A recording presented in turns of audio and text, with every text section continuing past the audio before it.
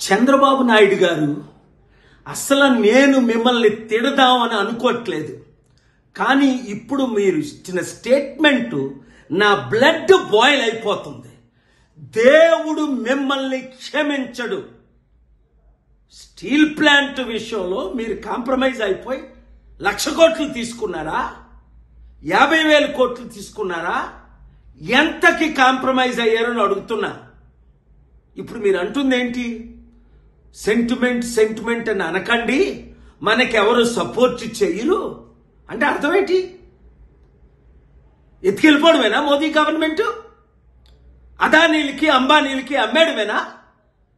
8,00,000 కోట్ల విలువైన స్టీల్ ప్లాంట్ని మీ 3 పార్టీలు అమ్మిస్తే ఏప్రిల్ 25ని ఏపీ హైకోర్టుకి వెళ్ళి జడ్జి శేషయ్య గారి ముందు ఆర్గ్యూ చేసి స్టేటస్ కో తీసుకొచ్చాను అమ్మకుంటా. ఇప్పుడు సీక్రెట్గా అమ్మడానికి మీరు గ్రీన్ సిగ్నల్ ఇచ్చినట్టేనా? ఎలక్షన్ ముందేమన్నారు? స్టీల్ ప్లాంట్ని కాపాడుకుందామని 100 సార్లు అన్నారు. ఇప్పుడేమంటున్నారు? సెంటిమెంట్ అని రోజు అనకూడదు, అంటే అమ్మి పడేయండి అని. మీకు వస్తున్న లాభం ఏంటి? ప్రజలు ప్రశ్నిస్తుంది. మీకు ఎంత డీల్ సెటిల్ అయింది? ఒక్క స్టీల్ ప్లాంట్ ఆదాయమే మన ఆంధ్రప్రదేశ్ అప్పుని 10 సంవత్సరాల్లో తీర్చుతుంది. లేదా అమ్మేద్దామా? 8,00,000 కోట్లు నేను బేరం పెడతాను. 33,000 ఎకరాలు మొత్తం, ఎకరం 30 కోట్లు, 9,00,000 కోట్లు విలువైనది. ఏంటిది? మీరు ఇంత కాంప్రమైజ్ అయిపోతారా? ఈ వయసులో మీకు డబ్బుడు కమ్ముడిపోయారా? లేదా జైల్లో పెడతారని అమ్ముడుపోయారా? లేదా మీ కొడుకు మంచి భవిష్యత్ ఇద్దామని అమ్ముడుపోయారా?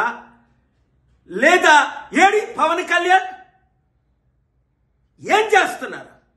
ఎంతకాలం మా విశాఖ ప్రజల్ని మీరు మోసం చేస్తారు?